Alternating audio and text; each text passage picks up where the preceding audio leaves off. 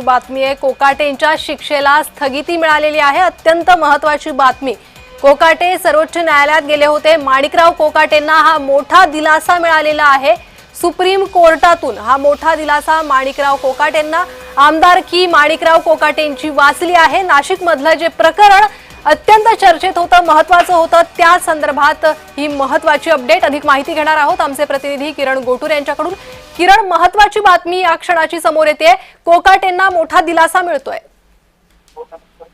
सरिता, अत्यंत महत्त्वाची ही बातमी म्हणावी लागेल। माणिकराव कोकाटे यांना मोठा दिलासा मिळालेला आहे। नाशिक न्यायालयाने जी शिक्षा सुनावलेली होती त्याच पद्धतीने 10,000 रुपयांचा दंड ठोठावलेला होता, पण त्यांच्या अटकेचे आदेश सुद्धा नाशिक न्यायालयाने काढले होते। मुंबई उच्च न्यायालयाने त्यांना अटकेपासून संरक्षण दिलेलं होतं, पण शिक्षा जी आहे ती कायम ठेवलेली होती। पण या सगळ्याच्या विरोधात माणिकराव कोकाटे यांनी सुप्रीम कोर्टामध्ये याचिका दाखल केलेली होती।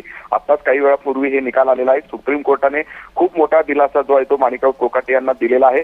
संपूर्ण शिक्षेला स्थगिती सुप्रीम कोर्टाने दिलेली आहे। संपूर्ण या सगळ्या प्रकरणामध्ये सुनावणी होईपर्यंत या शिक्षेला स्थगिती सुप्रीम कोर्टाकडून देण्यात आलेली आहे आणि त्यामुळे जी शिक्षा 2 वर्षाची लागलेली होती त्या शिक्षेला आता स्थगिती मिळाल्याने त्यांची आमदारकी सुद्धा आता वाचलेली आहे। त्यामुळे आता हे केस जो आहे तो सुप्रीम कोर्टामध्ये चालेल आणि तोपर्यंत माणिकराव कोकाटे यांची आमदारकी रद्द होऊ शकत नाही असंही सुप्रीम कोर्टाने म्हणलेलं आहे। त्यामुळे एक मोठा दिलासा जो आहे तो माणिकराव कोकाटे यांना आजच्या निकालानंतर मिळालेला आहे। जी किरण, या संदर्भातली माहिती वेळोवेळी तुमच्याकडनं घेतच राहू। तुर्तास धन्यवाद या सविस्तर माहितीसाठी।